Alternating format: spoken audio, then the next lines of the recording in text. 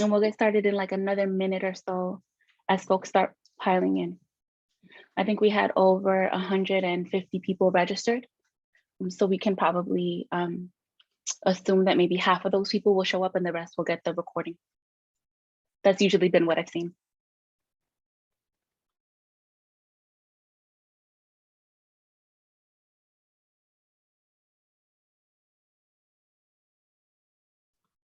All right, Jessica, you want to get started? All right. Welcome, everyone.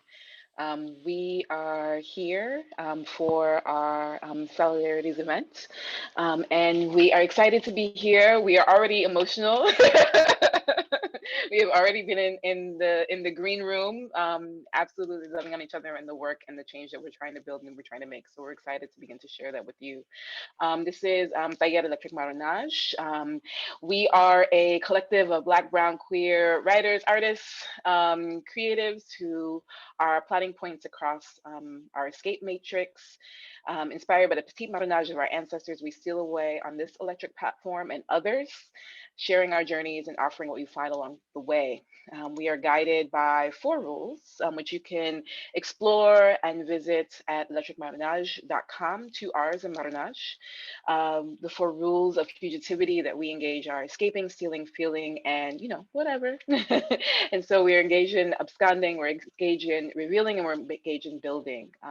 We are myself, Jessica Marie Johnson, assistant professor in the Department of History at Johns Hopkins University, as well as Yamada C. Figueroa Vasquez, who is, is waving now, and is in the Department of English and Global Diaspora Studies at Michigan State University. And our lead editor is Christina Thomas, and we call them our electricians. The electricians, they call themselves the electricians, it's their name. Halia Mackenzie Ashby, Stephanie Bravo, Sarah Bruno, Kelsey Moore, Ayan Duridin, and Jada Similton.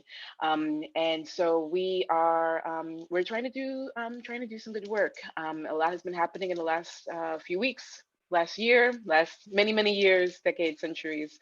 And so this is part of the work towards thinking about solidarities and how that operates in the world for each of us. Uraida is now going to introduce our panel. Yes, thank you all so much for being with us today and for joining us in this conversation with these powerful women, scholars, organizers, activists, thinkers. I'm going to introduce our panelists, and then we're going to have a series of questions and just engage in the conversation. Some of us know each other, some of us don't know each other that much. And so this is a kind of way for us to kind of approximate each other's work. I'm going to start with the bio of Fuifui Lupe Numitolu, who is a Tongan Pacific Islander scholar, storyteller, and community organizer. She's a UC President, postdoctoral fellow, and facilitator of the Oceania Pacific Island Studies Research Working Group in the Department of Native American Studies at the University of California, Davis. In fall 2020, she co-curated with San Francisco poet laureate Kim Shuck, Our Moana Nui, We Are Pacific Islander Studies, a literary event sponsored by the San Francisco Public Library that featured and honored the life and work of renowned Samoan poet and scholar Albert Wentz. This literary project, as well as the up and coming symposium in fall 2021, examines the collaborations between the Black Panther Party with the Polynesian Panthers and Aotearoa, New Zealand, connecting the legacies of these movements to contemporary and local Pacific Islander and American Indian movements in the Bay Area, California, for Black Lives Matters. Our conversations curated by Fui and Pacific Islander youth scholars that are part of a series of projects advocating and extending the scope of Pacific Island studies in the California Ethnic Studies curriculum. Fui is part of the Sogorea Tealand Trust, an Indigenous women-led organization located in Oakland, California, that facilitates the rematriation of Indigenous lands back to Indigenous peoples. She hosts the popular Sogorea Te Seeding Hope speaker series that draws on the genealogies and thriving decolonial solidarities between California American Indian leaders, Indigenous women leaders from Turtle Island with Oceania and the Pacific. Fui is on the committee to save the West Berkeley Shell Mound, the oldest Lishan Olohoni sacred site in the Bay Area that is currently under threat of desecration. The next person up is Janie Liu. Jamie Liu is an Asian Canadian writer, educator, and parent living and playing on the unceded lands of the Coast Salish and Squamish First Nations. Jamie is a senior educational consultant for Indigenous initiatives at the Center for Teaching and Learning and Technology at the University of British Columbia, where she works to support faculty development and university-wide strategic initiatives for decolonization and anti-racist allyship. Next up, I have Kim Tran, who works at the intersection of social protest, race, and gender. She uses a grassroots organizing and transformative justice approach in her research, movement work, and anti-oppression consulting. Kim holds a PhD in ethnic studies from UC Berkeley. Her academic research centers Asian American solidarity with Black Lives Matter movements. Kim's work has been featured in NPR, Democracy Now!, and the New York Times. She is currently writing a book about the cross-racial allegiances in the Black Lives Matter era titled The End of Allyship, A New Era of Solidarity. Next up is Amaryllis Estrella, who is an ACLS Emerging Voices postdoctoral fellow in the Johns Hopkins University Department of History and the Program for the Study of Women, Gender, and Sexuality. She holds a PhD in sociocultural anthropology and a master's in Latin American and Caribbean studies from NYU. Her research interests broadly focus on the intersections of race and gender within transnational movements, Black Latin America and Latinx identity, as well as human rights and anti-racist activism. Prior to joining the Johns Hopkins University faculty, she was a visiting assistant professor of Afro-Latinx studies in the Department of Social and Cultural Analysis at NYU. Next year, she will be joining the Department of Anthropology at Rice University as an assistant professor. And last but not least, we have Shariana Ferrer Nunez, who is a Black, queer, feminist Puerto Rican activist, scholar, and organizer. She is a co-founder of La Colectiva Feminista en Construcción, an incredible radical project in Puerto Rico. Her political practice centers intersectionality at the forefront for dismantling systems of oppression, movement building, towards social justice through collective and popular power. Thank you so much for being here with us today. And we are going to start with just a question for all of us to kind of get to know one another and for the folks who have joined us to be in conversation with us. And so what we're going to have is we have 5 questions, which we can all, respond to. Jessica and I will moderate the conversation, and then we'll have time for Q&A. So please feel free to drop your questions in the Q&A box and also in the chat. We'll try to keep track of them, but the Q&A box will be easier for us to keep track of. So the first question, Jessica, do you want to go? Oh, Sure, yeah. Oh, sure. yes. And yes, make that announcement, Jessica. I just saw your message. Yes. No. Yeah. So really quickly, we also, and as Jemima is going to drop it in the chat, we also wanted to, as a Taya, commit also to the work and to supporting the work in what we can. So in the chat now is a store of electric Marronage, various kinds of things you can purchase and supply yourself with. All of the proceeds from that store, the Teespring store, are going to the organizations that our panelists represent and have decided to direct those funds to. So you can go to teespring.com/electric-marronage and make a purchase, buy something for your friend. Again, we're not keeping any of the money. All of it is going right back out to these amazing organizations and to the work that's happening on the ground. So yeah, so we had asked, and I guess that's a surprise, we asked all of our panelists to give us a name of an organization that they would like for us to support. And because we are funded through universities and we can't donate quote unquote university money, this is a way for us to be able to show our solidarity with our sisters and with the organizations that they work with, and to raise money in that way. And we're novice Teespring users, but hopefully it'll be great, and we would love it if you could support. So yes, yeah. So thank you everybody who is supporting, or share the link. That's also a measure of support as well. So our first question, tell us a little about yourself and how you first encountered or came to a political understanding of solidarity in action, solidarity as action, etc.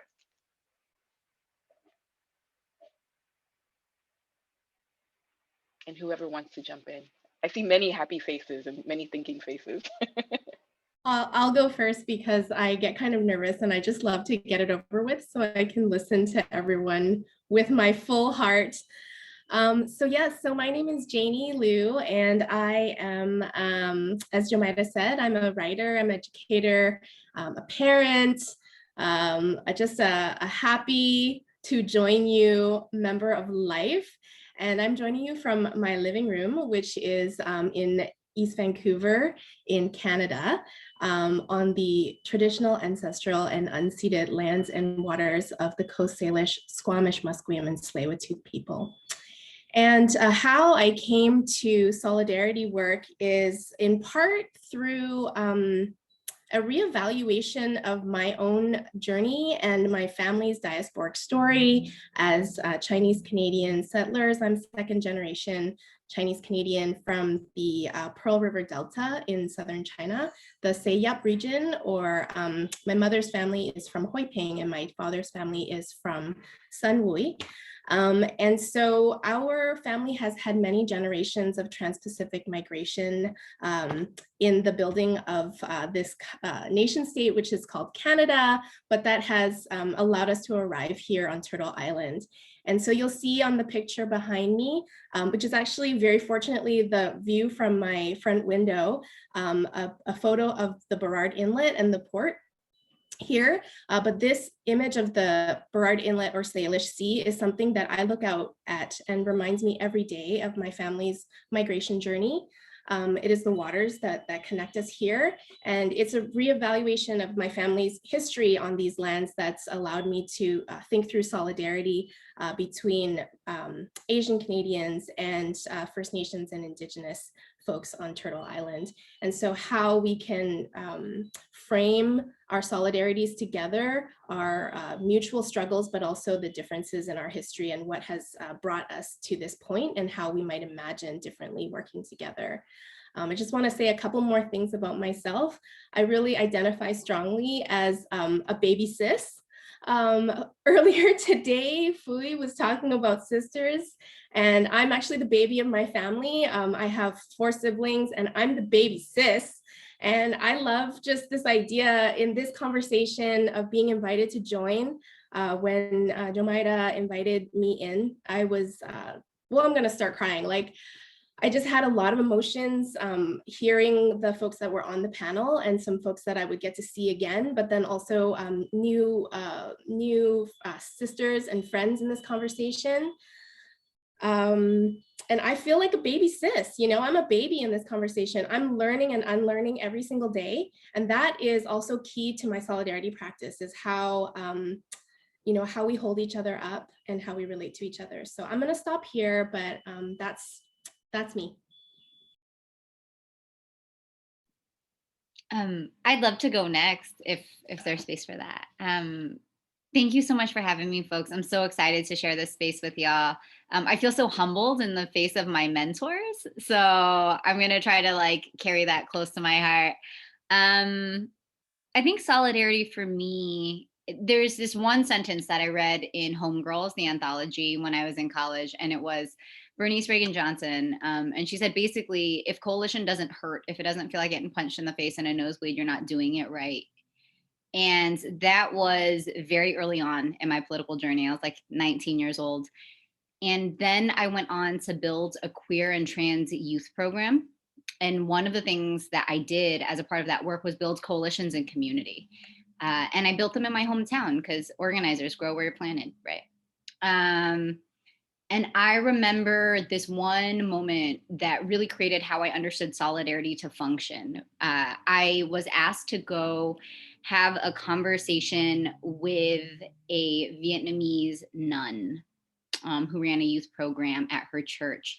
And as a queer person who grew up in that space, I had so much anxiety and so much pain around the Catholic Church, around being diasporic, around the things that had happened to me as a young queer woman in that particular city, in that particular school system. And I went and I had a conversation with this woman. She's like a tiny, tiny nun. She's maybe she was an elder. I remember the first thing she did was sat me down and put my hands in hers. And she said, we can speak the language of our mothers. And you are my child, my family in my eyes. And I started weeping because it was such a hard moment for her to actually reckon with the past of the institution that she was in. And it was so much for me to humble myself and be vulnerable to her in that moment, because I am a recipient of the harm that was done. And that is solidarity to me. We can talk about my book, we can talk about the research all the live long day, but at the end of the day, the way I understand solidarity is coming to a table, holding our hands together and saying, here is the harm and here is the bridge. And it is built by community. It is built by an honest reckoning with harm, and an honest reckoning with the love that we still have for each other and have to rebuild. And so that is basically it for me. It does feel like a nosebleed. It does hurt. And it should necessarily. And solidarity also requires, healing from our own trauma. And that was such a healing moment for me. So for me, that's kind of the backbone of what we're talking about here.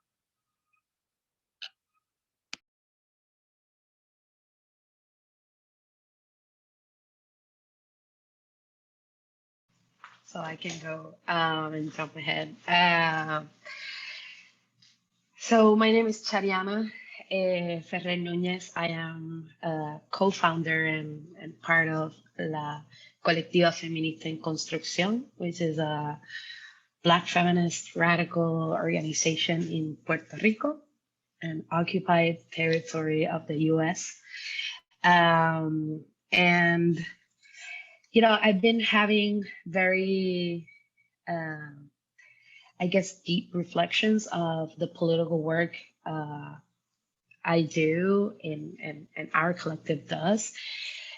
And when thinking about solidarity, I guess one of the exercise has been very present on what is not solidarity, right? Because I guess that there's like a very common approach towards solidarity that is used. Sometimes it gets like masquerade as allyship.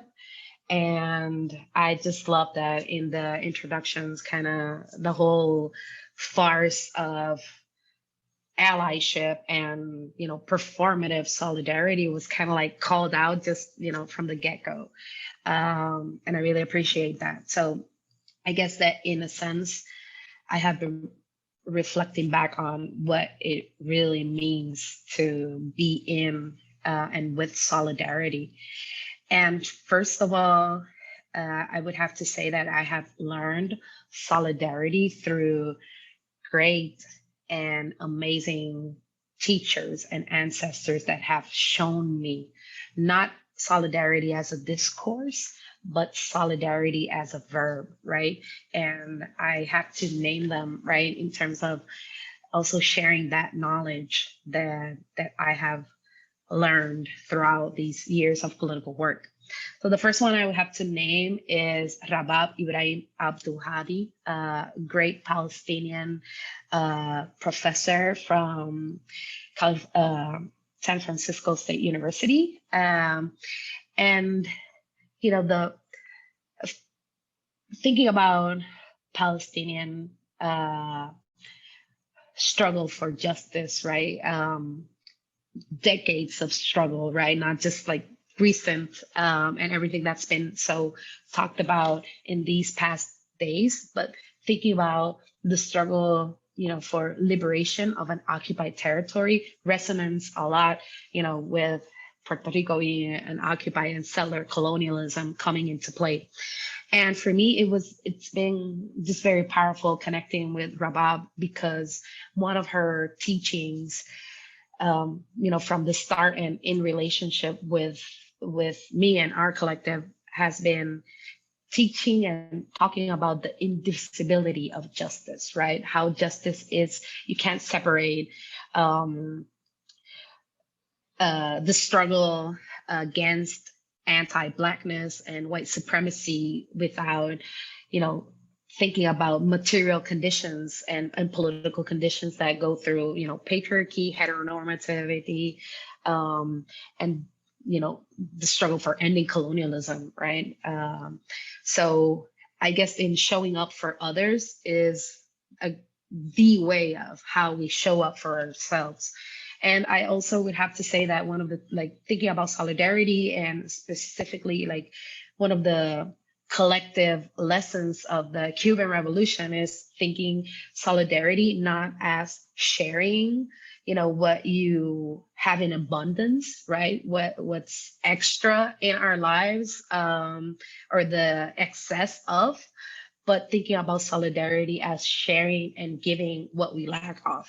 So a lot of movements and organizations and folks share, or give to others what you're also trying to find for yourself. So thinking about justice, thinking about being heard and seen and held, right? It's sometimes those are the main things that we lack of. And, that's part of our struggle, right? And part of our political work. But being in solidarity and showing solidarity is, giving that, what we lack of, to others, right? And hearing others, seeing others, making visible to others, and holding others. So I would also, just as these three reflections of solidarity, because of the teachings of others. The third one, I would have to mention one of my compañeras of the collective, Melody, and she has worded solidarity as being present for others, but knowing how to be present. Because sometimes when we practice or what we think we're being, in solidarity or showing up for others, sometimes you occupy too much space, right? So just knowing also, and being very conscious and intentional about being present and how, ¿verdad? Knowing how to be present and how to showing up. Sometimes that showing up for others and knowing how to be for others, it's very different, right? It needs context. It needs an understanding of the shared vulnerability, but it also needs an understanding of the necessities, right? The basic necessities of the political necessities of, how we articulate our political projects in it. So I guess those are my three accounts and reflections of what it means for me to be in and with solidarity through the teachings of amazing folks I have encountered in my life and political projects as well.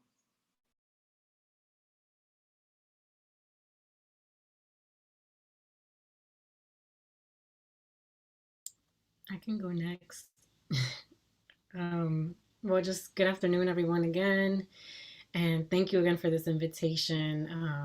I'm speaking to you all today from New Rochelle, New York, the ancestral homelands of the Wappinger Lenape people. And it is truly just an honor to be here with my fellow panelists discussing a topic that I'm always thinking about and learning, and I think it's an ongoing process. So I just want to echo everything that has already been said.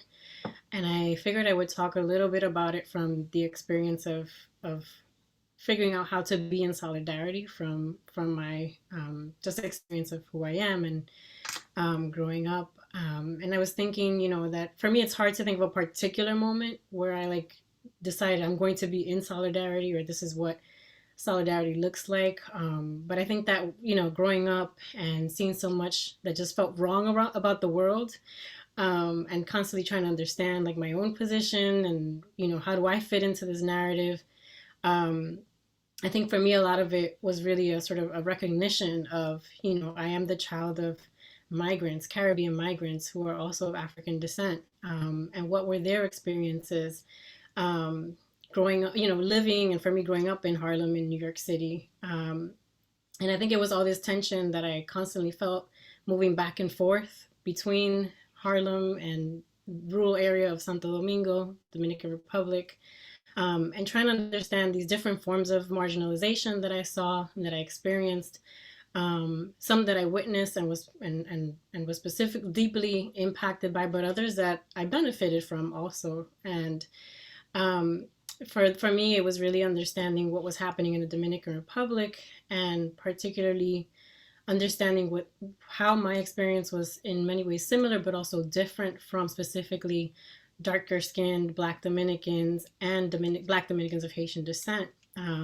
And growing up trying to understand what these tensions were that I was constantly being faced by, just from conversations with family, the ways that they spoke about Haitian migrants, how anti-Blackness was pretty much, reproduced in our own spaces while also trying to acknowledge our own Blackness, right? So there was all this constant tension that I was really trying to work through.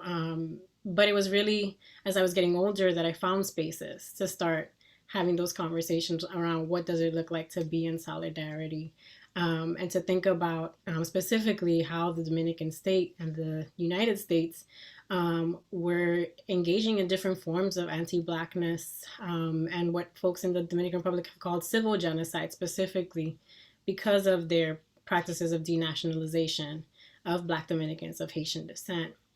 And so it's really been over these last 10 years, I would say, that through the work of the collective that I'm one of the co-founders of, We're All Dominican, that we've been talking about what does it look like to work collaboratively to amplify the voices of Black Dominicans of Haitian descent, and to think about what it means to share and inform others of this systematic stripping of Dominican nationality that is happening, and that so many folks might have heard of but don't realize is still very much present. It's happening today and continues to happen. So I'll stop there.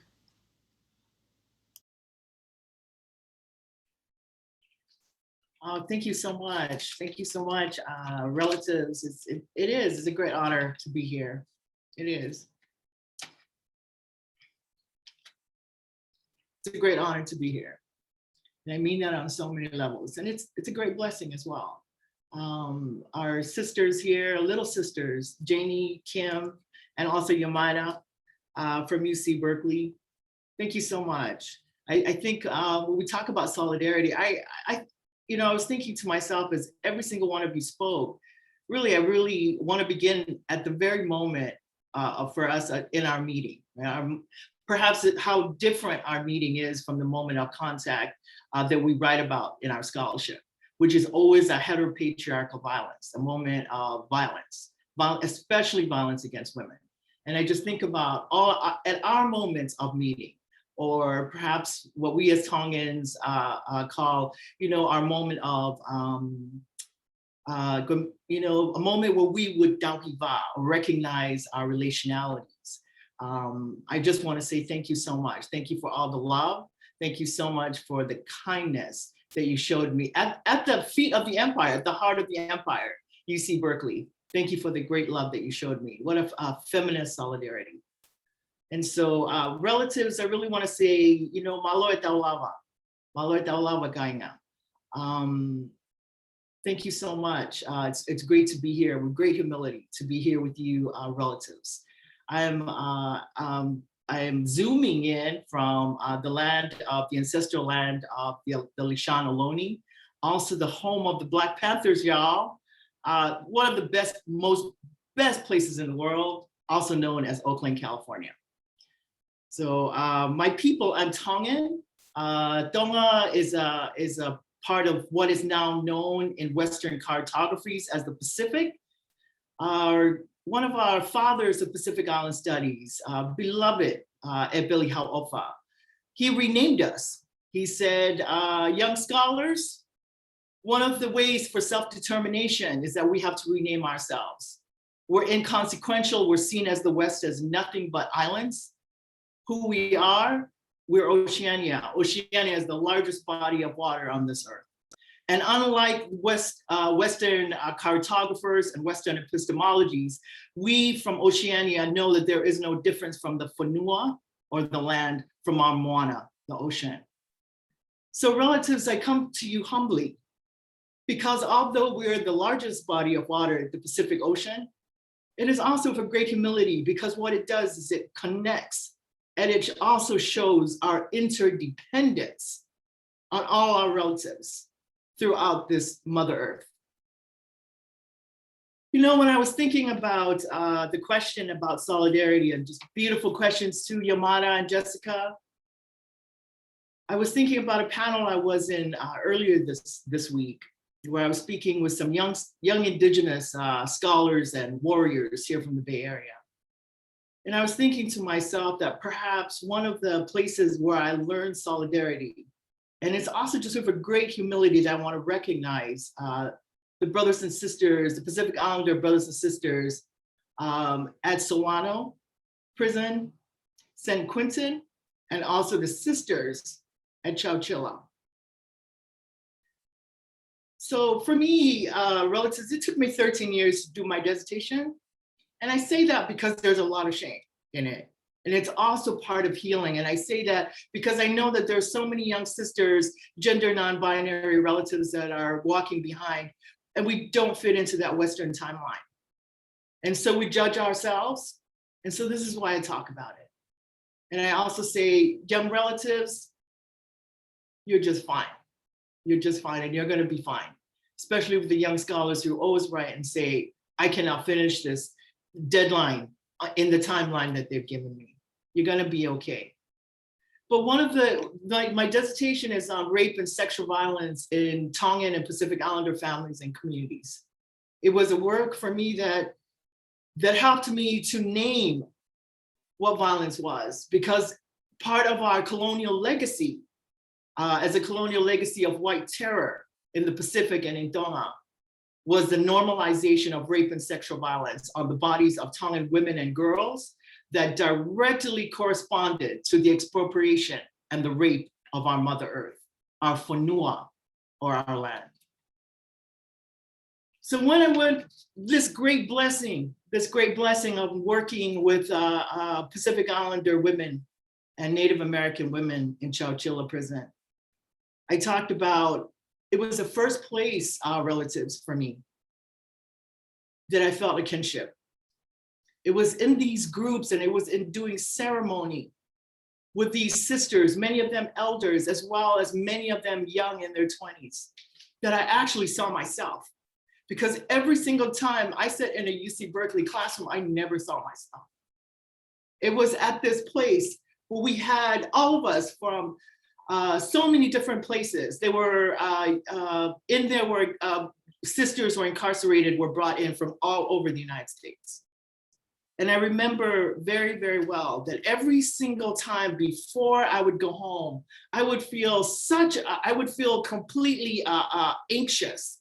My heart would beat fast, I would be palpitating. I mean, I would feel that every single time I felt that I would go into a heart attack. And it was because of these questions that I asked. I would say to myself, Fui, how come it is you get to leave here? Because every single part of your life, the poverty, the violence, the insistent violence that never ended. And the moments where so many of those sisters share, and I shared the same story, that throughout the years, they reported the violence to the authorities. They consistently called the police, and there was never any response.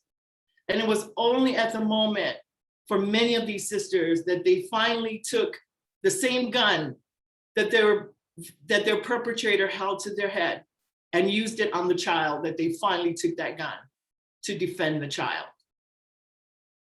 And it was, so knowing those particular stories, relatives, and having stories and having been in these particular moments too that are so similar to these sisters behind bars, I always ask myself, Fui, we're also wondering why do I get to walk out of these prison walls?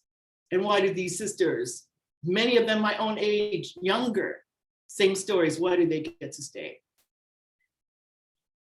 And at every single time also in the groups when I talked with the women, they always said, you get to leave, sister, not because your life is going to be any easier. I remember one elder saying that, because one of your roles, that the most important role why you get to leave these prison walls and go back to the outside is because you have to tell the stories. And every single woman said that.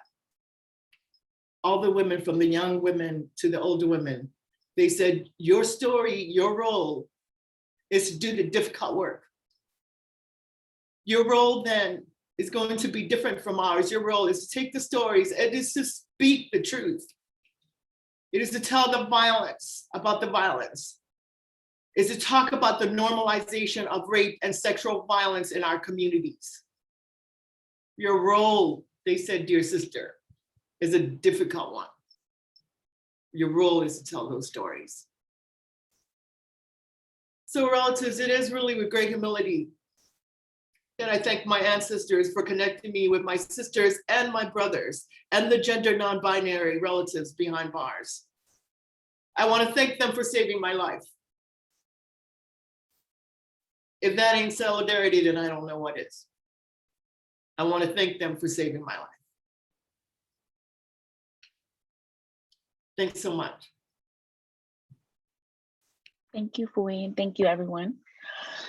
I'm gonna take a deep breath, and I want to kind of contextualize a little bit about this event and the conversations that Jessica and I were having about our work around Blackness in the Caribbean, around the kinds of connections that were happening recently between Boricua and Kanaka Twitter, right? So there was a kind of re-encountering of Puerto Rican and Hawaiian youth and organizers and activists and just folks connecting around a particular kind of colonial condition, around the kind of work that I've been looking at, a Puerto Rican photographer named Frank Espada, who part of his Puerto Rican diaspora mega photography project was going to Hawaii and documenting Puerto Ricans in Hawaii. But after he was done with that project, he continued to have an interest in Oceania, right, in the Pacific world, and he went on to do a Chamorro project. And I kept thinking about what it means to be in solidarity with communities across geographical space, right? And particularly even in this digital moment where you can be talking to people, right, from different places that might have similar experiences, if not the same. And so our next question is particularly around solidarity work. So much of solidarity work is based on engaging in relations and also difference, right? Can you talk to us about how you engage in relations across difference?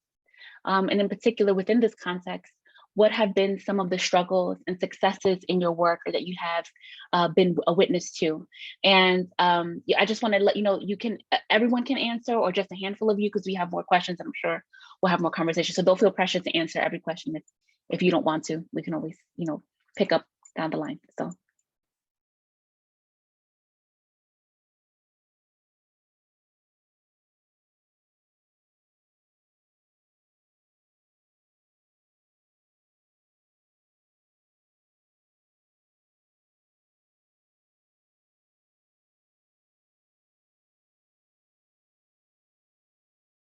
I'll go.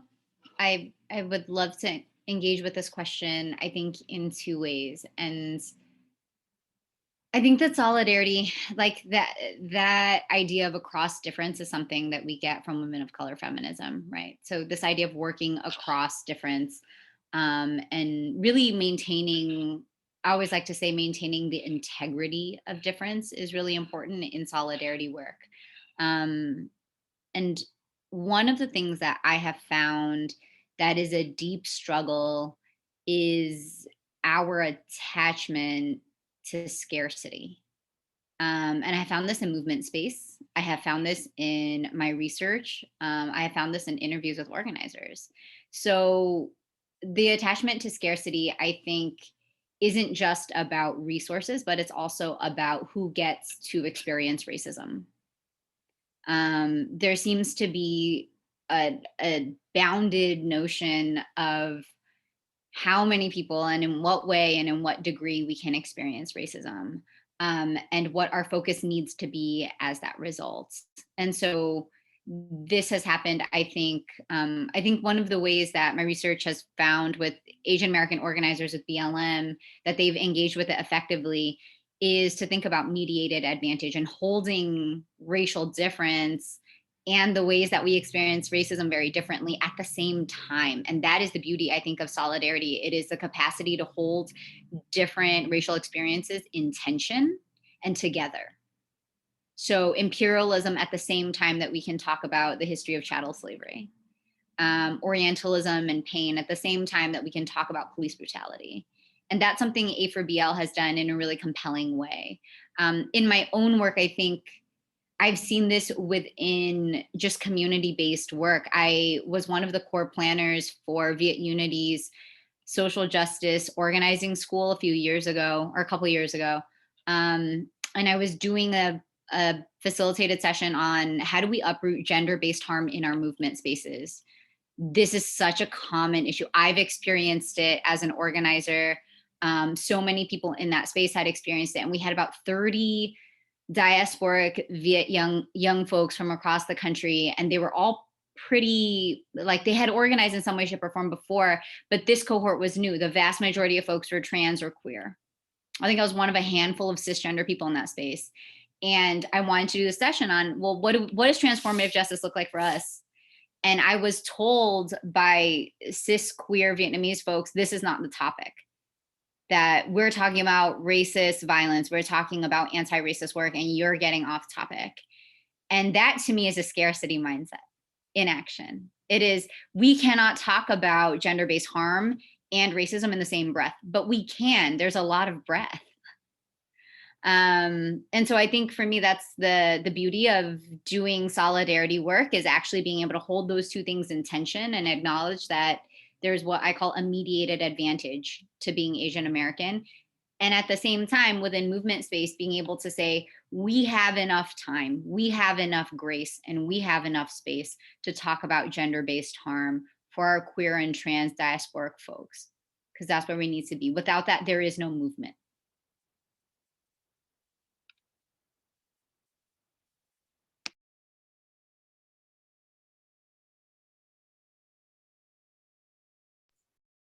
I really appreciate the point that you just made about scarcity and the reminder to breathe. Like, I think when you say there's enough breath if we slow down and take a moment to breathe, which is often one of the challenges in solidarity work when we know that the political work is so critical, it's so emergent, to remind ourselves to be centered and to see one another. So the research that I've been doing on solidarity relates to acknowledgement and reciprocity, and these have been very transformative practices for me. And within acknowledgement, it is taking the time to acknowledge and see where we are, and to listen first, right? I think about, this is a common teaching, but it's certainly a teaching that's centered within the work that I do at UBC and with Musqueam Elder Larry Grant, where he talks about listening twice as much as you speak. And that's like, for a chatterbox like me, it's often one that I have to return to all the time. But the other piece that I feel has been a really significant learning for me has been around reciprocity. I felt as though there was a transition in my research when I was like hiding myself somehow. And when I really began to reckon with this notion of reciprocity, when I noticed that elders would share themselves with me, and that I couldn't like hide behind my own vulnerability and shame any longer, and I needed to actually invest my own story more deeply into my work. That, choosing what to share, and then to be generous in the sharing and to recognize the generosity of others in that solidarity space, that means a lot to me in terms of solidarity across our differences, because we definitely have our mutual struggles, but we also have our differences, and how we see them comes about when we look at each other, when we breathe together, and we take some space sometimes, right? But we also are willing to share, to take those risks and to share.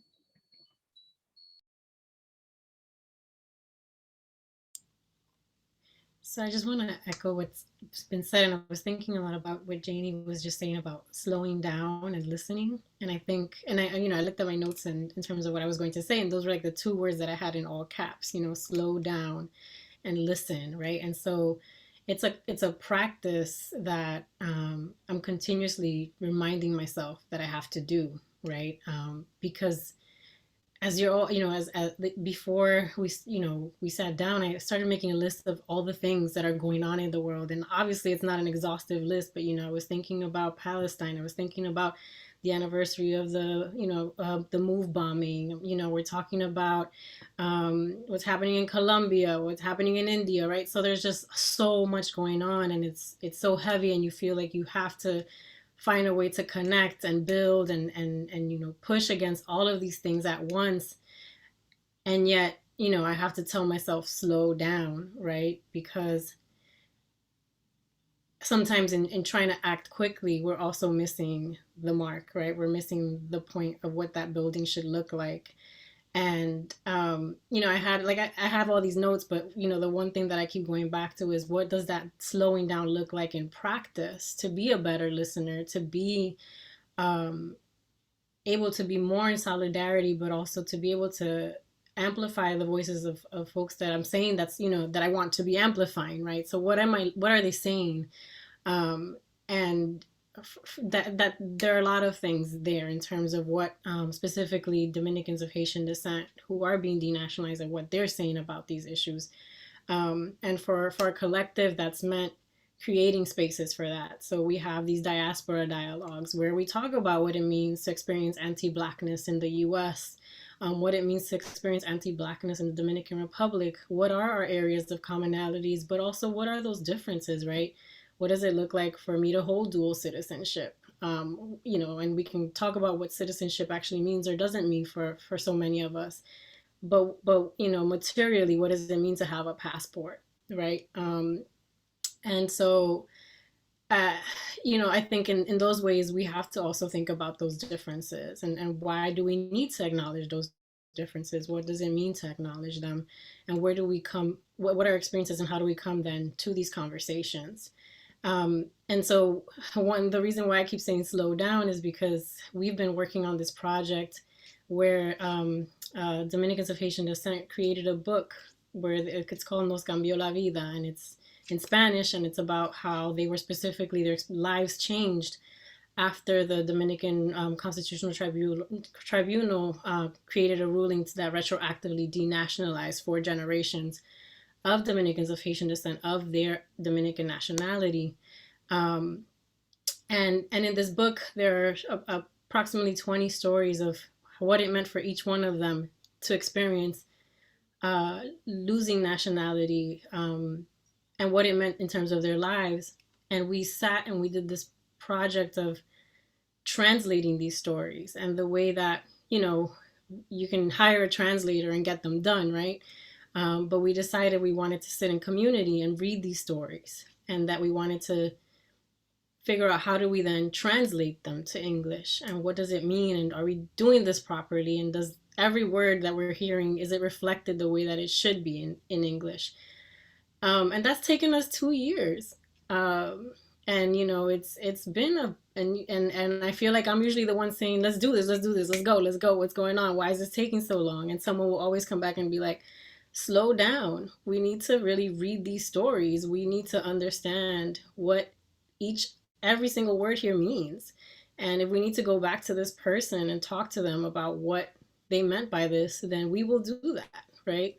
And to me, that's been one of the biggest experiences of solidarity, of just going on WhatsApp and saying, I'm reading your story right now. Like, what did you actually mean by this? Or how, is there a better way for us to capture this?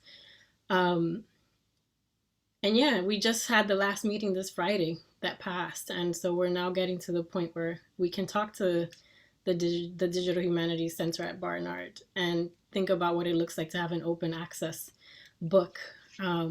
But I share that example because to me, that was a moment where it really called for both really intentionally listening, reading, listening, talking to one another, and making sure that these stories were being told the way they wanted to be told.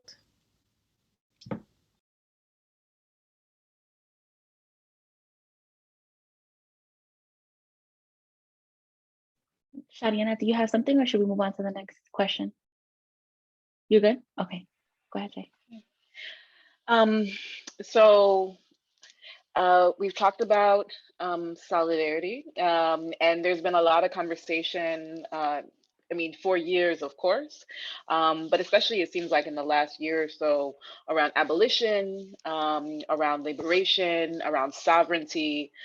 So, what are the ways that these practices, movements, concepts show up in your political and your cultural work? Yeah.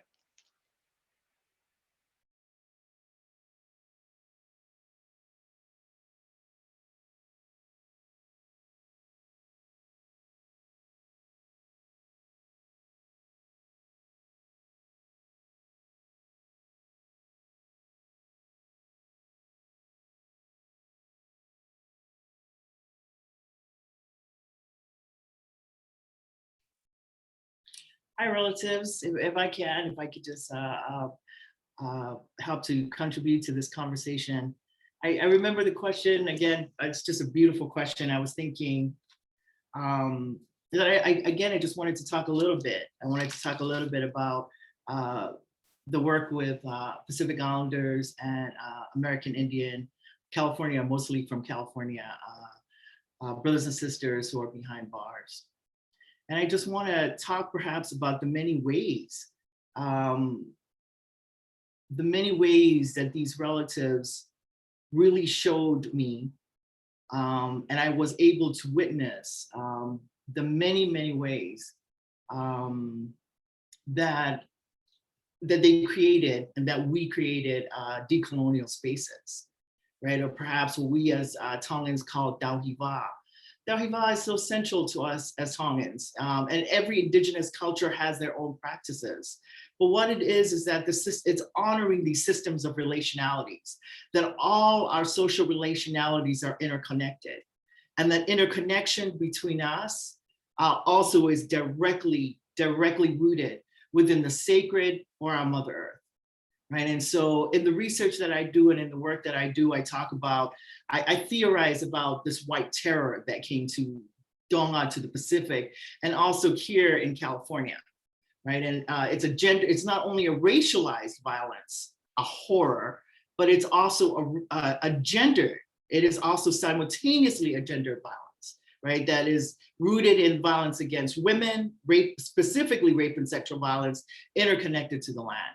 Right, and then to supplant, right, to desecrate, if I could say that, to desecrate these relationships and to supplant the sacred now with heteropatriarchy, right, and white supremacy, and we see that through the new gods that the Westerners brought to Tonga. None of them look like us. None of them are women like our traditional gods were, and also none of them care about the land. In fact, what they are most interested in is actually the extraction of our land, is also the rape of our land and the theft of our land. So I think about these histories, the US specifically with these brothers and sisters within the prison, right? The system of creating this carceral space in the Pacific, and especially through US militarization during World War II. Were one of the core weapons that the US used was the rape and sexual violence of Pacific Islander women. And so how that particular moment, this historical moment of horror, also instigated and navigated our migrations then to the United States, right? Because what happens for us as Pacific people or people from Oceania is also the Christianization, is the missionization of our people. We have the highest, like for my family, for example, we came to the United States through the US empire, right? Through militarization, but through the US Mormon church. Right? And so this is the same histories that I also share with the brothers and sisters behind bars. I tell this just a really short story before I go on. One of the moments that I remember very well, that was so profound for me. And it really, again, another moment that helped me to remember the importance of stories was actually a group that we did. And I really want to give a big shout out to Loa Nume-Dolu, my sister. She was the one who actually invited me to be part of this work because she saw the great shame that I had. And she said, Fui, you should come and do ceremony with the brothers and the sisters. And so on this particular day, it was a Saturday. The group included also men of intergenerational, right, elders all the way to young people. And I remember when we first met the men, many of them talked about the violence that they were part of. Many of them were also in solitary confinement. They had just come out. But there was just a recklessness, perhaps a feeling of ungroundedness. Again, the brothers, one of the things that they always said is, Fui, I want you to know that our migration to the United States was a pipeline to prison. In this particular prison, I actually followed a visit to the prisons. I followed my sister's counsel. And what we did is we had the young men and the elders read one of the most beautiful essays by one of the fathers of Pacific Island Studies, Mpeli Hau'ofa, Our Sea of Islands. Right, and in Our Sea of Islands, he talks about how we are seen throughout the West as absolutely nothing, as inconsequential. But in the essay, he talks about us as people of the Moana, as people of great significance, not because of anything that the West has given us, but because of our indigenous selves, because of our ancestors. You know, relatives, I want to tell you that it was at this moment that I saw these young men who came to the group, who were, they came to the group and it was important for them. But it was at this moment that they read this important essay on Oceania, and also by another Pacific man talking a language of visibility, of hope. I saw these young men cry. Young men who would be on the outside would be considered by the police as gangbangers, as nobodies. I saw elders cry and they would say, niece, for the first time in our lives, we see ourselves. What I'm also talking about, that even within these carceral spaces of US settler colonialisms, where Pacific Islander people have also one of the highest growing incarceration rates here in the United States, and is a community that's completely invisible. It was at this space, a place of ceremony. Ceremony is so important because it's completely against what the West has taught us. We didn't use the Western gods, relatives. It was our own Oceania. It was our father of Pacific Studies that we read. This Oceania that he talked about is to magnify who we are, our invisibility. He talked about our traditional cultural practices. He talked about the importance of our languages. And then it was at this carceral space that we all saw each other. It was also at that moment, relatives, that these young men, these brothers, these elders reminded me too of family, perhaps of the violence, some of the perpetrators perhaps that I have also known in my life. And at this moment too, as we learn about Oceania, as this opportunity for me, it presented me an opportunity too for forgiveness. Because what Oceania did, especially reading it with these brothers and grandfathers in this carceral space, was to see their humanity. And by viewing their humanity, I also was able to see mine. So again, I want to thank them so much. And thank you again to all of you for our conversation.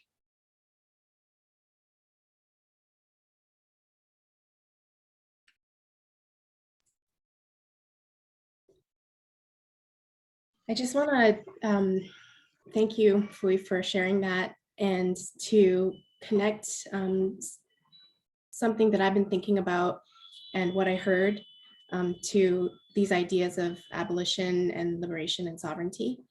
I've been thinking about how racial, heteropatriarchal, and settler colonial violence has been lived through the lives of my family members, through my family and through other relatives. And then as I've sort of moved out in concentric circles and met other folks, how this is something that is passed through our lives and our intimate relations, and then is sometimes experienced in our domestic spaces. and in the violence of our everyday lives in those intimate spaces. And I was actually thinking about solidarity and a conversation I just had with my dad recently, which was a really, really hard conversation about sexual violence in our family. And trying to create solidarity in those really fraught spaces of domestic relationships. And I was thinking about something that Kim said earlier in terms of healing and harm and solidarity work is how we hold love with our fear, and how we hold love against the experiences of violence and surviving violence, and then how we still see humanity in our perpetrators. It's a daily learning and unlearning, but then that discomfort of being in that space is necessary, I think, for if we're going to talk about abolition and liberation and sovereignty, it's about renaturalizing the sovereignty of our own bodies and of the erotics of our own bodies and the pleasure that is allowable in what we experience, but also to practice the hope for liberating everyone, you know. That's something that I'm still really thinking about and working through. So I just wanted to thank you for sharing. So one of the things that I really learned to, I guess, allow myself is, you know, moments of silence and what they speak of, right? So it has been quite like an experience in this panel, like acknowledging these moments of like silence where, you know, not necessarily we run to jump in, but also allow ourselves to kind of soak what the person before, you know, is saying, and allow us to kind of, yeah, let it marinate, right? Those words need to marinate and kind of embody, right? And what's provoking. So in terms of, you know, thinking through abolition, liberation, and sovereignty, and kind of linking and how those particular concepts resonate through the political work we've been doing in our collective, and hearing all of you, you know, I've been thinking a lot about like these steps or the work that we've been trying to achieve through the process itself, right? So not thinking about like end goals, but thinking of the process and, you know, freedom not as a result, and particularly not thinking, you know, freedom as a product, but as, or instances of freedom that we might kind of reassure, how to be free, how to get free, how to embrace freedom, but freedom as a practice, right? As a ever ongoing practice. And one of the I guess one of the phrases that I felt, you know, talk about like how do we narrow down just years of text and study and research and theory and lessons in 3 words or less, right? I know that like Black Lives Matter, it, you know, it still has, but it had like this momentum, how 3 words can just frame a lot, right? So I guess for me, like the current 3 words of this particular instance and moment is the in our lifetime. I guess with the whole, with the public and broader conversation of people in Palestine resisting to imperialism, right? Resisting to white supremacy, and just seeing just such bravery and people and communities resisting to violence, and that response that in our lifetime we're gonna live it. So yesterday our collective had a meeting, and we were talking about the past week for us, which here we were creating and protesting and mobilizing a lot here in Puerto Rico, demanding the implementation of the state of emergency, that state of emergency against gender-based violence and violence against women here in Puerto Rico.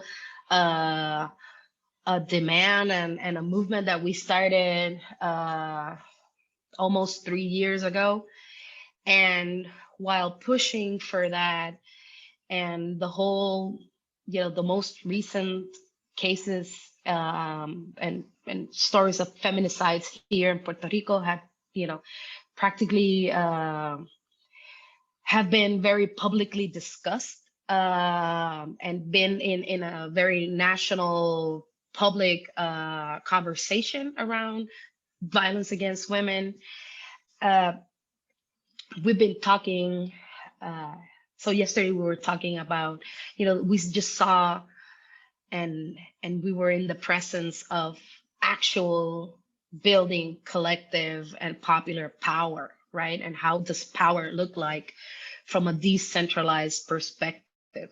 So I remember one of our comrades saying that, on past Friday, which was like the 4th protest that we organized at the same week, people, our calling was, wherever you are, try to go to your municipality, try to, gather a group. It doesn't matter if it's small group, just, meet up with people and go to the, to the local municipality and demand the mayor to address violence against women. And like, no courtesy meetings. We don't want like a publicity stunt. We want things to be done. So just take it and try to build that resistance from a decentered, right, perspective. And one of the things that we were like so in awe of it is a lot of folks answered that calling, and people that we didn't know, right, and had no connection to our collective, but answered, right, and that calling. And we weren't like the two spokesperson of our collective talking to the news or talking to the government officials. There were dozens of it, right, in different cities, right, in different municipalities here in Puerto Rico. And just seeing that empowerment and seeing people like embracing their own power, right? You don't need a particular leader, right? You don't need people to tell you what to do. We know the people is wise enough to know what we need, right? And thinking about like a collective mindset. And one of our comrades was, saying yesterday that there was like this hope, even though we've been subjected to so much news coverage of violence against women that really like shaking the whole country, because it's like it triggers, right? It triggers your own experience as a woman, as a femme body, as a racialized body. It triggers that experience of close encounters with violence, but also in terms of the people that are close to us. So thinking about our mothers, thinking about our sisters, thinking about our friends, our colleagues, and how we are all have been marked, right, with violence.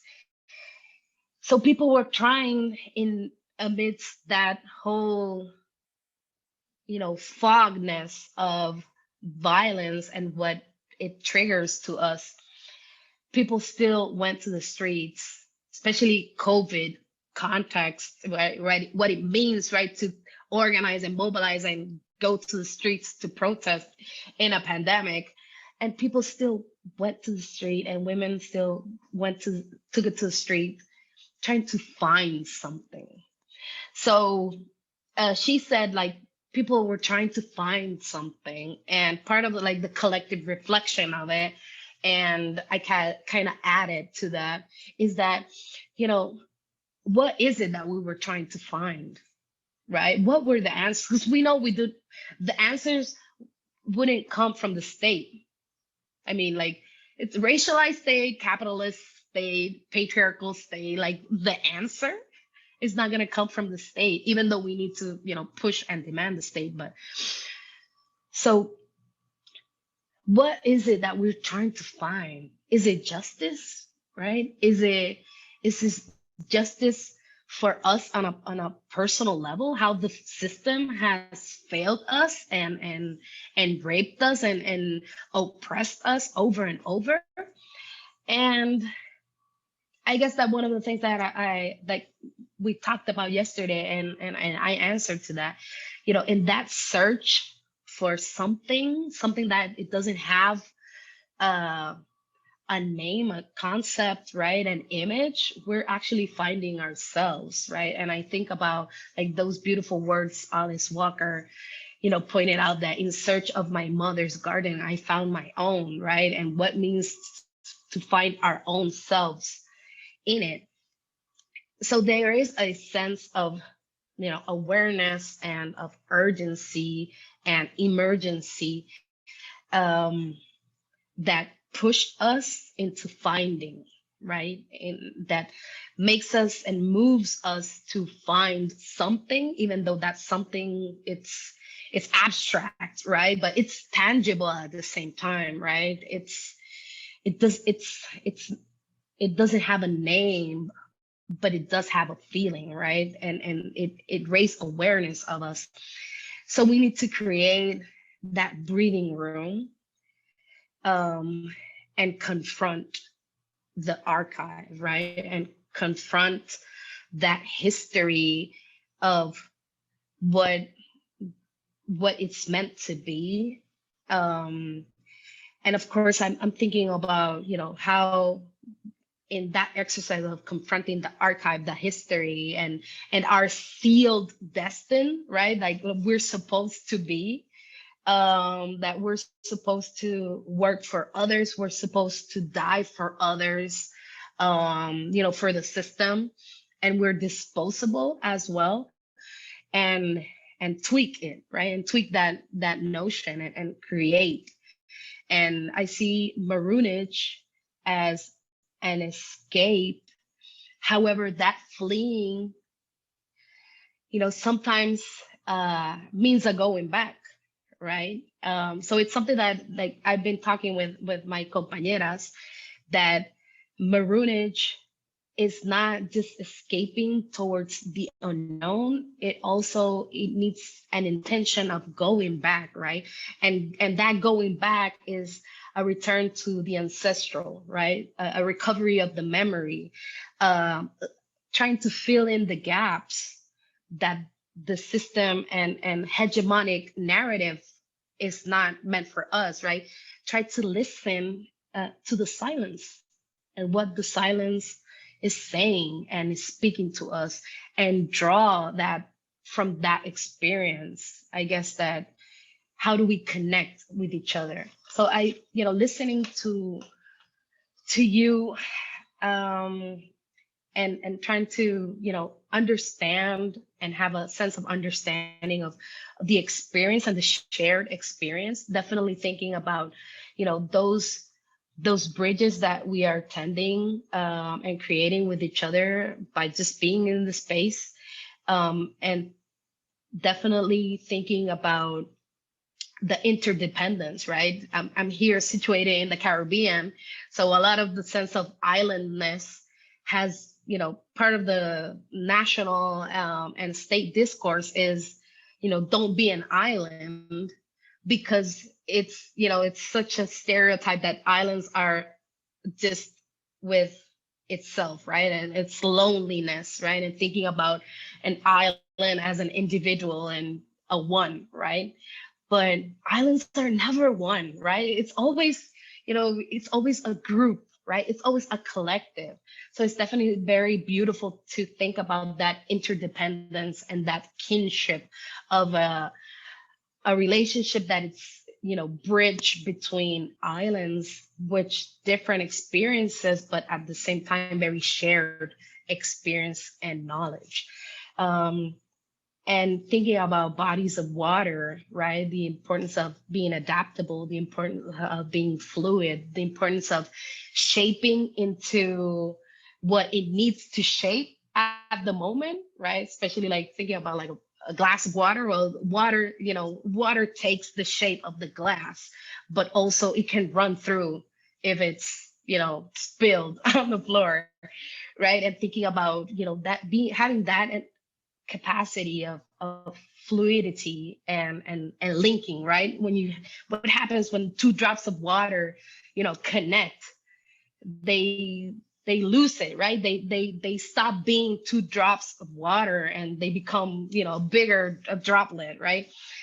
So not just to stretch that metaphor, but thinking about the importance of liberation and freedom as a practice, and as an ongoing work for us to build solidarity and be with each other and with another, by showing up and knowing how to be present. So yeah, I'll leave it there. Thank you.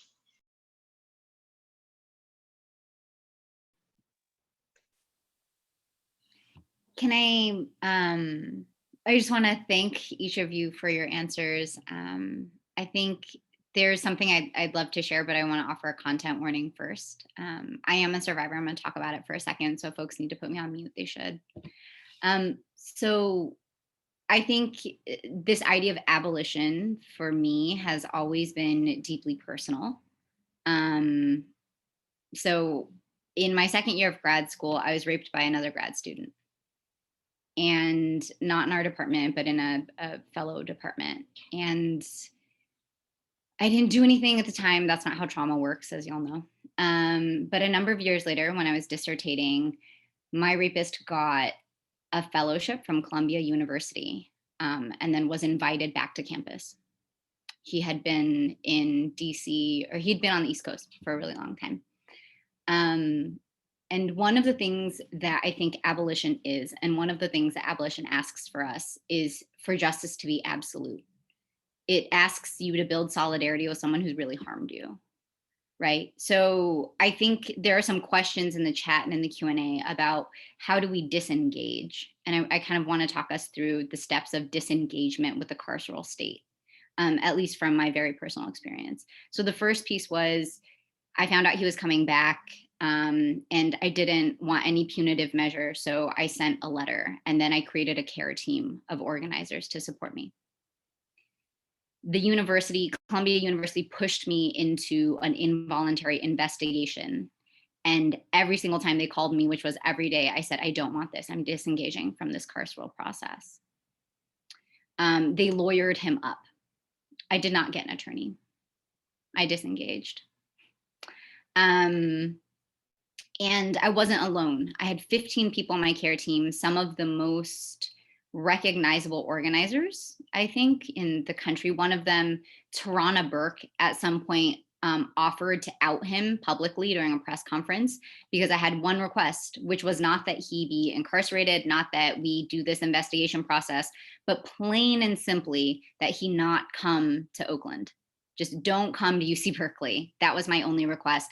And disengagement requires a tremendous amount of labor.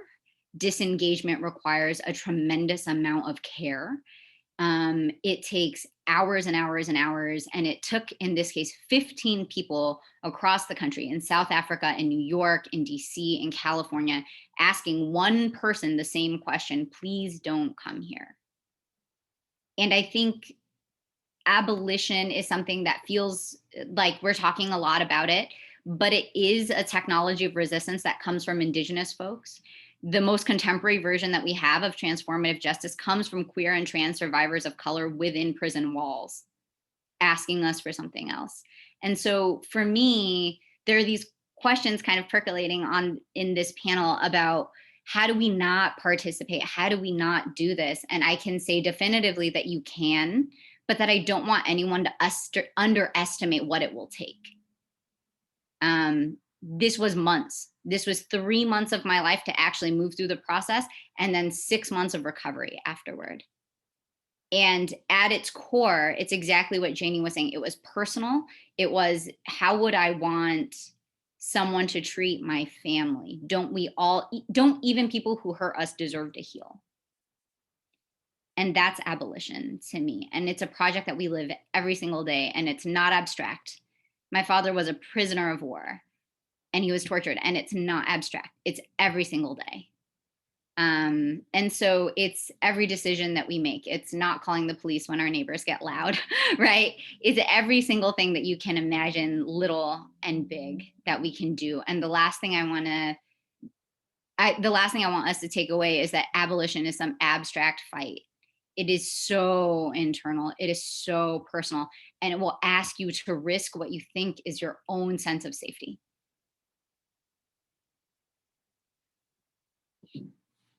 Thanks for listening. Folks can take me off mute. I don't know if anyone took me on mute. Thank you. I don't know, Amaryllis, if you want to add to this so we can move on. Yeah, I think I'm seeing so many points of connection between you all, which is why I thought this was like such an incredible constellation to bring together in terms of thinking about anti-Black, anti-Asian, anti-Indigenous violence, thinking about struggle and the sacred, but also thinking about femicide and gender violence and resistance to these structures in our everyday lives. And each of you are coming from a different path and a different walk of life. And as I was listening to you, I was thinking about one of my favorite kind of quotes from Jackie Alexander, where she's asking us what it takes to become women of color. And she says, we would need to become fluent in each other's histories to resist and unlearn an impulse to claim first oppression, most devastating oppression, one of a kind oppression, defying comparison oppression. We would have to unlearn an impulse that allows mythologies about each other to replace knowing about one another. And I think that there are so many moments where we could really get rooted in our particular situation where our feet are planted or where our ancestors are. But the kind of mobilizing work that each of you are doing shows a particular kind of capaciousness. And so we have some questions in the chat, but I'm gonna link the last two questions together so we can eventually get onto the questions from the audience. And in relation to what we've been talking about, we'd like to know what kinds of work do you lean on? What kinds of resources, including books or films or podcasts, websites or actions do you recommend for a more nuanced understanding of your particular area of social, culture, and political work, right? Because you're coming from different areas, you're doing different things. And this is precisely why we want to put y'all in conversation. Hopefully you're speaking to myriad people, right? And then the final part of that is, what do you envision as our path moving forward, and what are you excited about? And then after this kind of round of questions, we'll go to the Q&A. I know that, Kim, you have to leave at 4:45, and we have like a soft end at 4:45, a hard end at 5. So we can let that go through.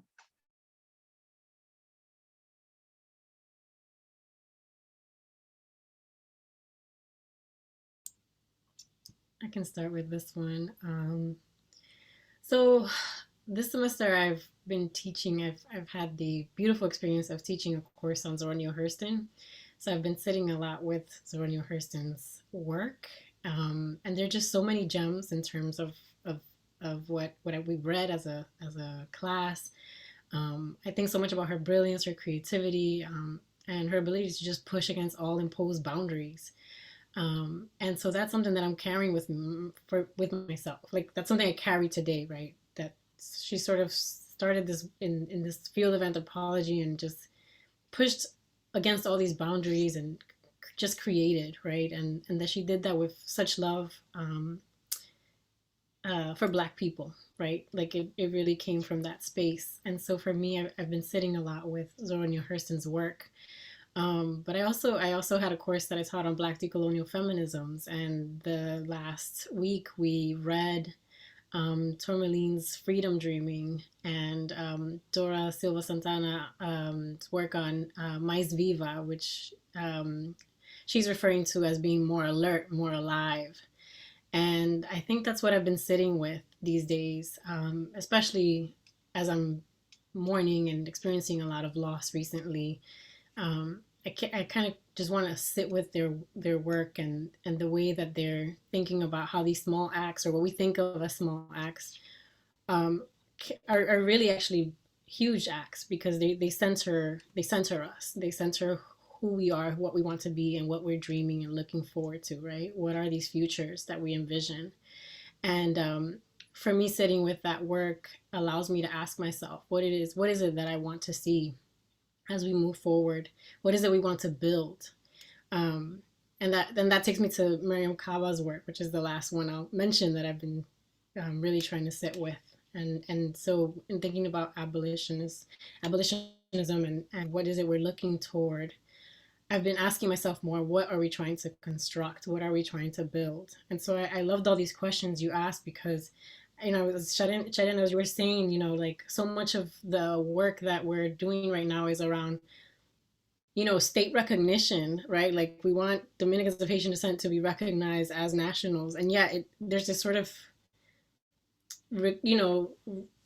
going to the state or asking of the nation state recognition. What does that mean? Like that is not the kind of recognition that I think as a collective we're looking for, and yet we feel that there's this impetus to at least start there, right? And so I think that we sit with that tension in the work that I'm part of, and so as we worked to push for that sort of reinstating of nationality and recognition in that sense, it's also like, well, what is it we're going to build beyond that?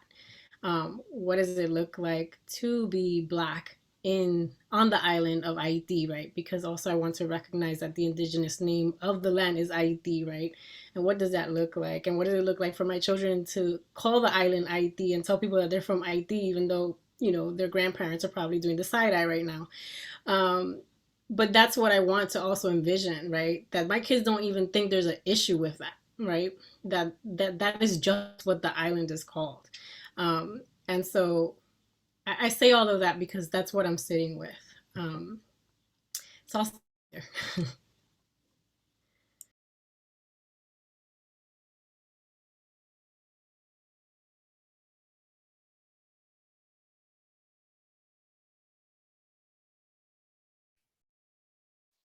Thank you so much. Thank you so much. Wow. I love too that you're talking about your kids. That's also so important as women to talk about, children, our ancestors as well, from the past and the present and the future. And I just think about how important that is, right? And I know that your kids play a big role in how you envision the future and the kind of future that you want. I think to myself, perhaps I want to talk about, what is so exciting for me, what brings me the most hope, the most is so many things, our relatives, right? At this moment of great crisis, I think about Black and Indigenous futurities and also queer futurities. It's right here.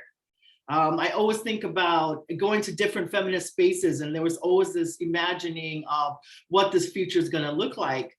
And I always think to myself, come to the hood, right? Come to the hood. Come to Segurite Land Trust. Come to East Oakland, because we can show you how it's done, right? It's already here. And I think about one of the a cosmology, and it's an important motto that many Indigenous people from Turtle Island always have.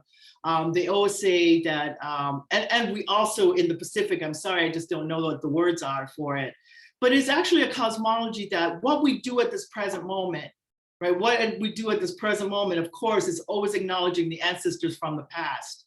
And always what we do at this present moment, and all the work that we do, and this work that we do that thinks that has no end, this crisis, that, and how we imagine that it always be centered in the next 7 generations.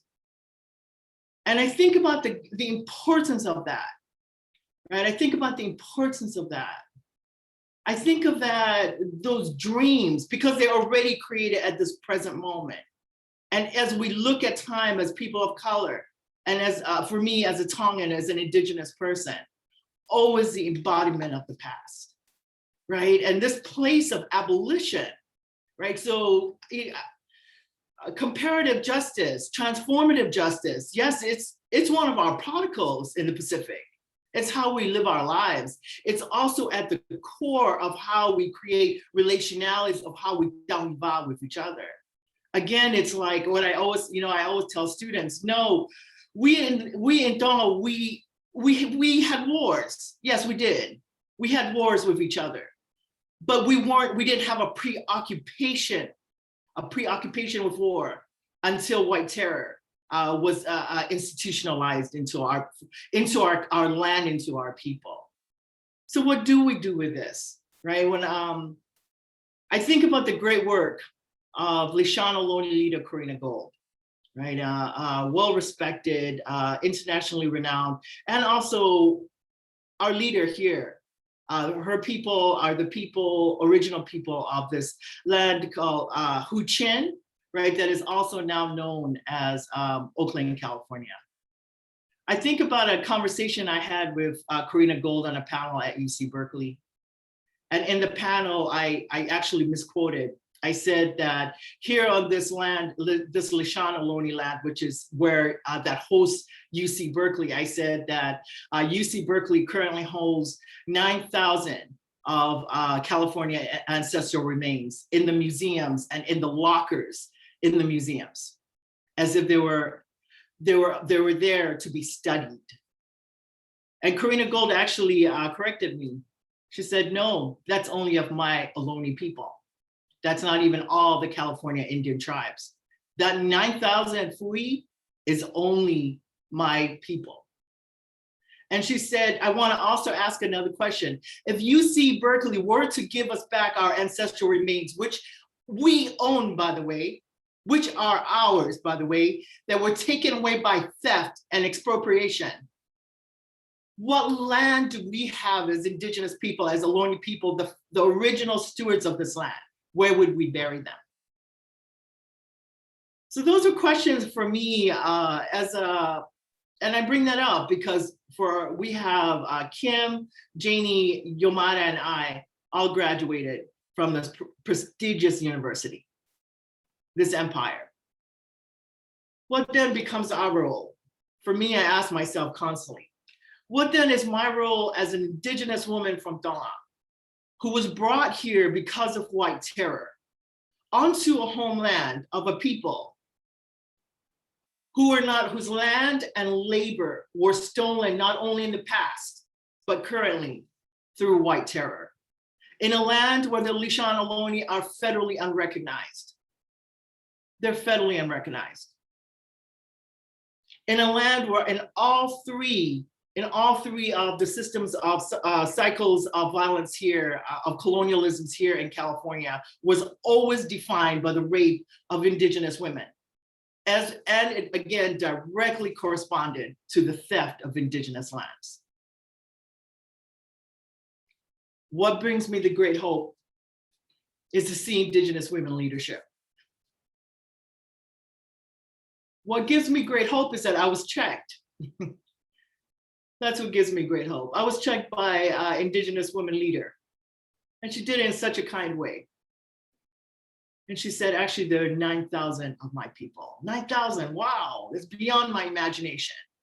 Why do you take 9,000 of, this is only one tribe. Why would you take that 9,000 and store it in your museum? Your museum, by the way, and your anthropology and archaeology program is one of the top in the nation on the bodies and the dead bodies of Indigenous people, and especially Indigenous women. So for me, relatives, for me, that is a moment of hope. This conversation where I was in a panel with many prestigious leaders from UC Berkeley and the Cal Regents were all present. For them to see an Indian woman speak, not just in the history books, the erasure, the goals of settler colonial erasure is not complete, and it's nowhere complete, and it won't be ever. That's what brings me great hope. The Scarcity Land Trust is a land trust, you know, about a mile away from my home is the first Lashana Loney Arbor, which is a prayer house, the first one that was built in 250 years.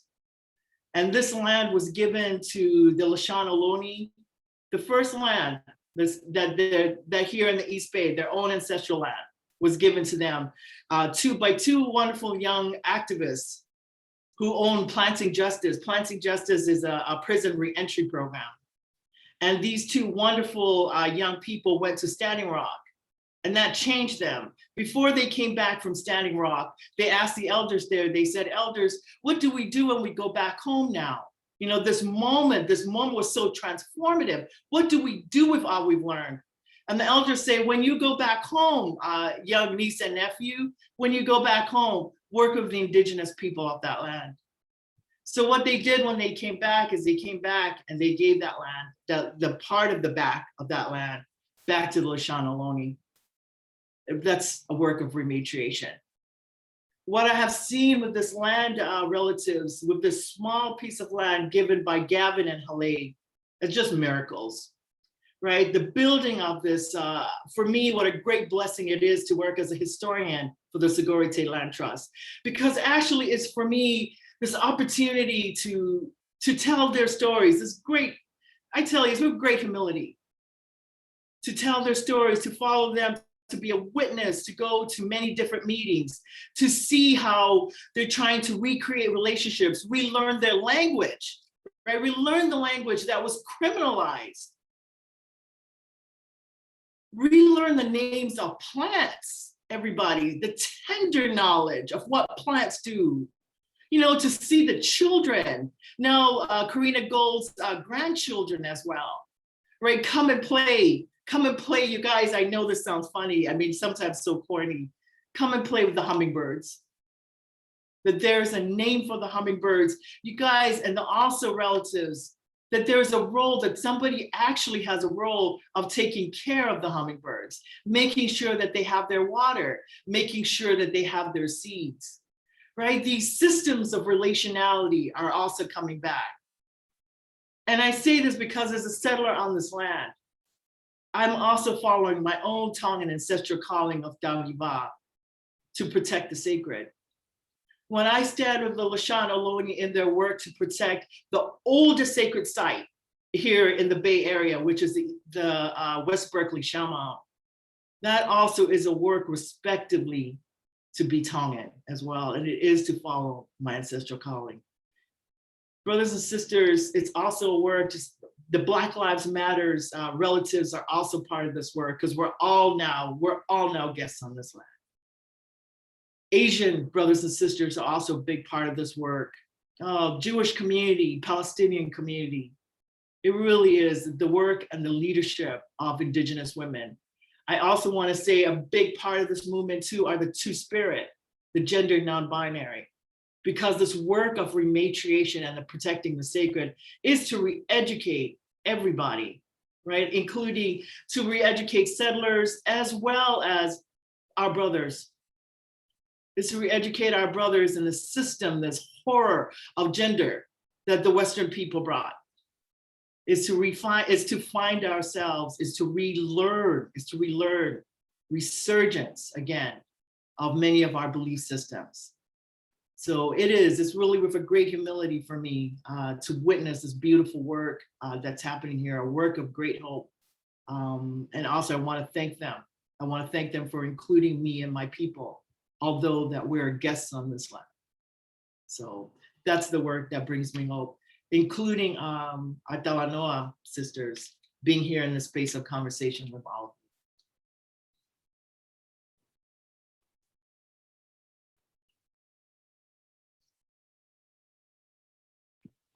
I think I have to jump off this call soon, but I will say one thing that I find nourishing is that solidarity works.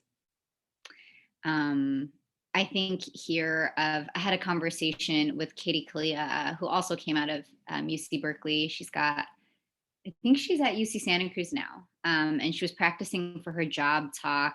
And at UC Santa Cruz, they have the practice of doing a land acknowledgement. And as a Native woman, Katie won't do that unless there's some real substantive way that rematriation or land back is working and actually happening. And I remember it was one of those real cold, dark rooms that only the academy can offer. Katie did her job talk and she said, I will do a land back or a land acknowledgement at UC Santa Cruz because they are rematriating the land.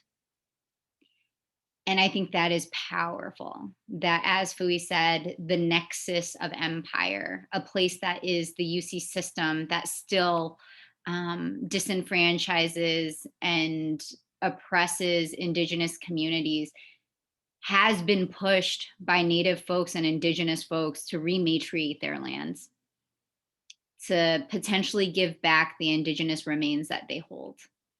And so for me, the thing that is nourishing is really opening myself up to the pain and also to the really beautiful stories of this actually working, of justice being accomplished, of accountability being had. And so that's where I land often when I feel the darkest, when I feel the coldest. I think about the cohort of Black folks that I knew who went to Palestine a couple years ago, just to learn, just to be in solidarity, just to actually see what our siblings and our family in Palestine needed. And a lot of those folks came from A4BL. I knew Muslim folks who came in that cohort who were South Asian. So I take tremendous solace in the stories that are untold of us holding our community near and dear. Thank you so much for this space, folks. I have to jump. I am so humbled by your insights. I am so humbled by your grace and by the work that you all do. Thank you so much, Yomi and Jessica, for having us here.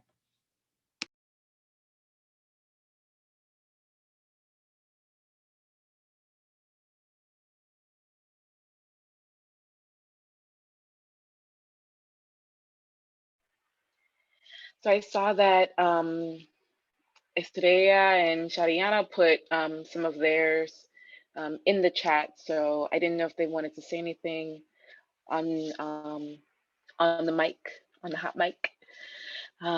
If not, I'll ask. I'll try to get to at least one or two of the questions. Definitely at least one. So I'm going to try and smush a couple of questions into one. If people feel okay with that, I feel like they're ready for some engagement with our amazing audience who have been just, you know, just changed. they have been shaped, to take Breonna Jones' words. They have been shaped. So there's a question. So Estrella in some ways opened up this question, mentioning her children, and we have there are children that are, you know, not on this call, but are in the room with us in our hearts and everything. There are generations that we speak of and speak with and speak for. And so there's a question about how to bring, you know, solidarity, challenging Western timelines, challenging Western thought, and decolonizing the classroom into the classroom, and what that looks like in practice, but also what that might look like in a near future of abolition. And so I wonder if anybody wants to speak to that or can speak to that. And it could be for folks who are in the classroom or have experience being in the classroom, but it could also be just in general, like, what does it mean to not to break intergenerational curses, essentially? Like, what does it mean to commit to not just practicing this for us, but passing down these practices to a new generation? Mothering means, I mean mothering in all of the ways, in the revolutionary ways, and the birthing person's ways, and the parenthood ways, and all the kind of ways that people are caregivers, aunties, elders, etc. So how can we think about that transmission across generations, and where does the classroom fit into that? Where does the classroom fit? Wherever you want to go with that.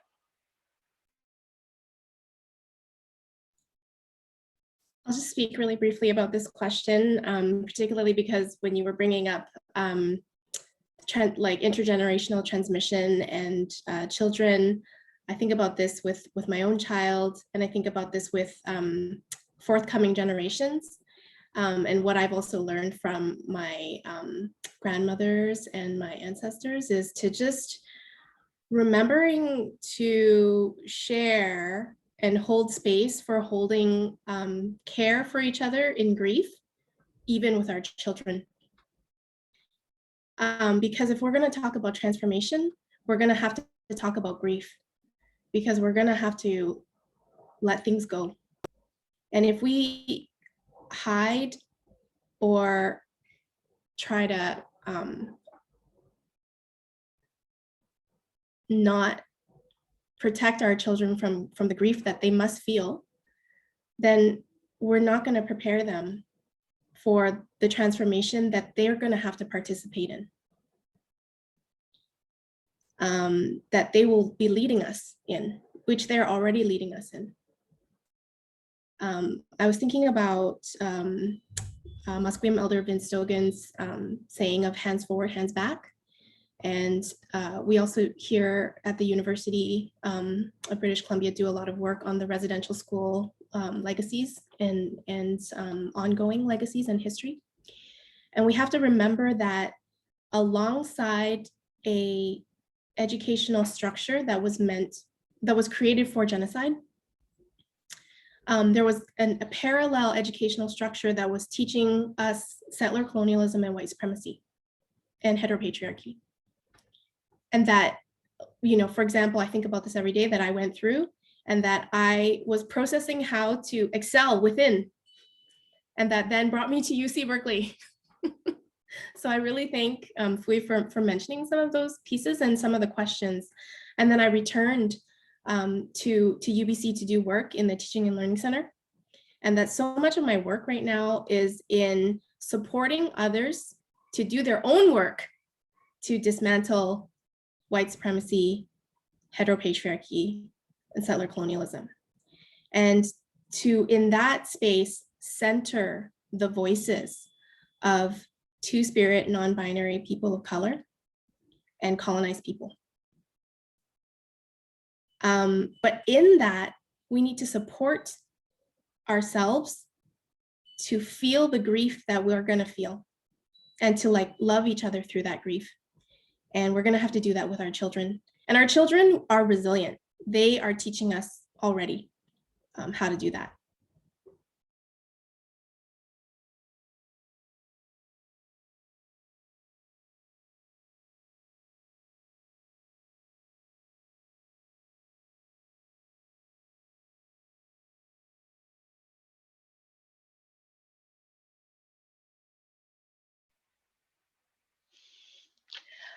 While folks think about how, or if they want to also bring that question into the discussion, that grief piece is taking me back. So thank you for that, Jamie.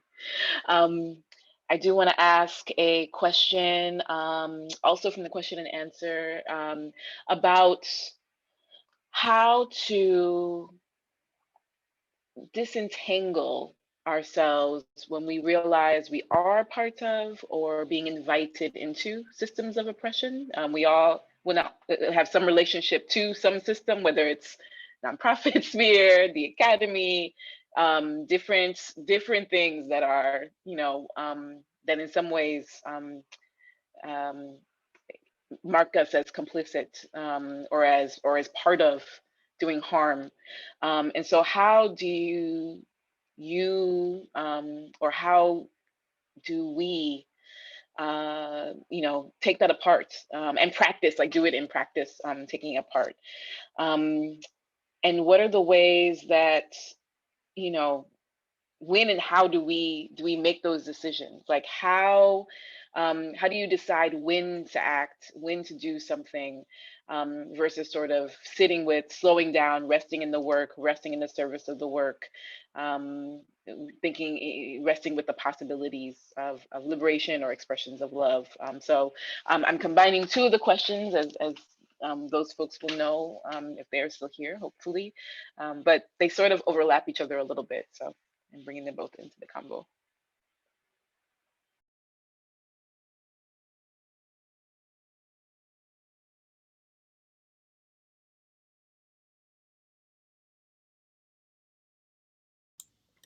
So I'm thinking about that second part of that question. I think with the first one, I'm kind of like wondering what I'm about to do, because I am sort of going into this, right? I haven't necessarily, of course I have been part of academia, the entire process of being, I'm going to call it, indoctrinated into the discipline of anthropology, and then like pushing up, pulling apart its racist history and trying to figure out, where do I fit into this conversation? What do I take from it? What do I leave? I think that's been an ongoing conversation for myself, and I think for a lot of Black scholars, Black anthropologists. But I also feel like I'm sort of stepping into it in some ways in this new journey that I will embark. So I think I'm kind of wrestling with, what does that look like, and trying to figure out, how do I combine the work that I have done outside of academic spaces, and sort of feeling much more entrenched in it as I move forward. So I feel like I have like this big question mark about all of this, and trying to understand, what does that look like.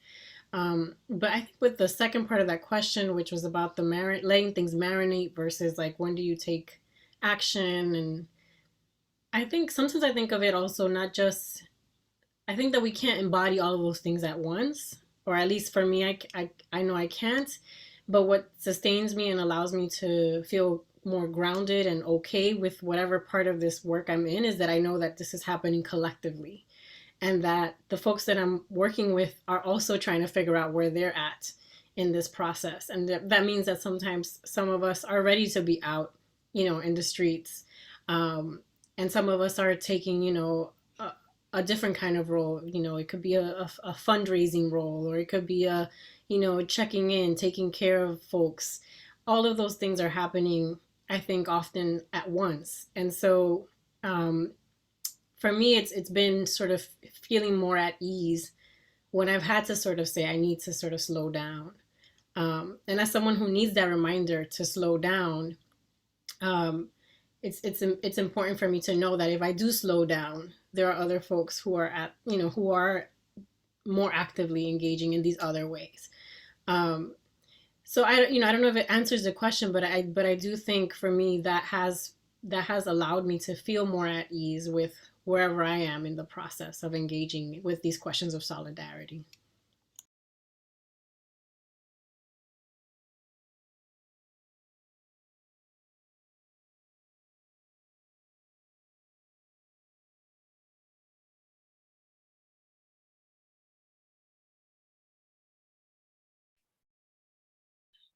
I'm just thinking about, thank you so much for those important points you just brought up.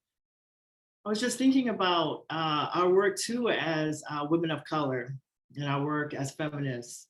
I think to myself, the work, I mean, just to further complicate perhaps the question, excuse me, I'm just putting on my battery here.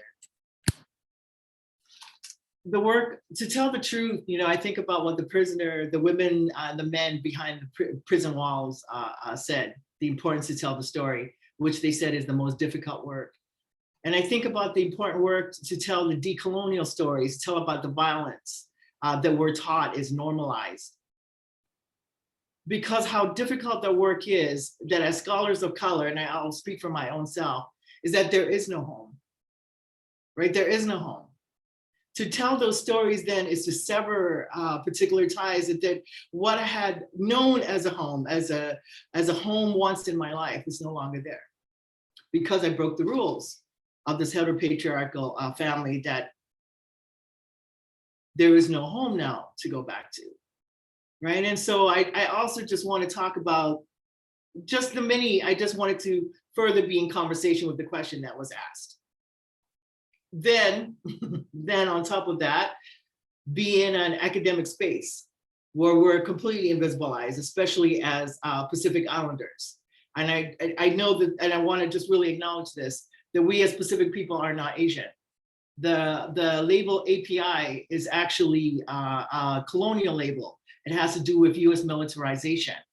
And so our work too is to work in solidarity with our Asian brothers and sisters, and also to dismantle that oppressive classification of us, right? So it's so many different kinds of violences that we're working towards, including in academia that doesn't see us and doesn't recognize our people or our work, right? And so I think about the importance of having Talanoa spaces with other women of color, how important that is. Like right now, I'm feeling like I can go to a meeting that I'm supposed to go to later on today with grace, with groundedness, because I've been here with all of you. So I want to also, again, just say that how much gratitude I have to all of you for your courage and your strength.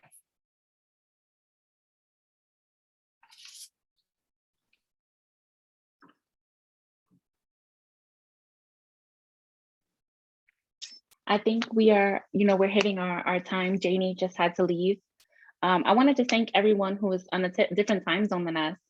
I think Fui, Janie, and Kim were on a different time zone, their Pacific time zone. I think Puerto Rico and the US are finally, East Coast are finally in the same time zone, because Puerto Rico's Atlantic. So for a lot of the year, we were doing math to make things happen.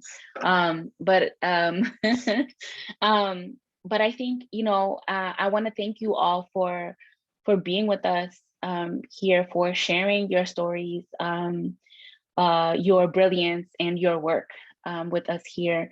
If there is a final word that anyone wants to say, this is the time for the final word. The last thing I'll say is thank you so much. It's truly appreciated, and I hope that we can do this again down the road, right? And engage in these kinds of conversations, hopefully one day in person. So.